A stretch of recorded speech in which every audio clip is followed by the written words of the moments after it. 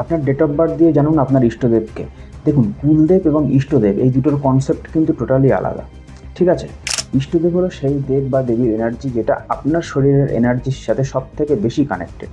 আপনি কাউকে মন থেকে পুজো করেন, সেটা কিন্তু একদমই রাইট, কিন্তু ধরুন কোনো কিছু আপনি জীবনে অভীষ্ট সাধন করতে চান বা আপনার কোনো ইচ্ছা রয়েছে, সেই ইচ্ছা পূর্তি করতে চান, তো সেক্ষেত্রে যে দেবদেবীকে সাধনা করলে আপনি সব থেকে তাড়াতাড়ি জীবনে সাকসেস পাবেন, সেটাই বলে দেবে আপনার ডেট অফ বার্থ। তো যদি আপনার ডেট অফ বার্থ 1-10-19-28 হয়, তো সেক্ষেত্রে আপনার মূলাঙ্ক হলো 1। তো সেক্ষেত্রে আপনি ভগবান রাম এবং সূর্যদেবের পূজা করতে পারেন। যদি আপনার ডেট অফ বার্থ 2-11-20-29 হয়, তো সেক্ষেত্রে আপনার মূলাঙ্ক হলো 2 এবং সেক্ষেত্রে আপনি চন্দ্রদেব বা ভগবান শিবের উপাসনা করতে পারেন। যদি আপনার ডেট অফ বার্থ হয় 3-12-21-এবং 30, তো সেক্ষেত্রে আপনার ইষ্টদেব হলো বৃহস্পতিদেব।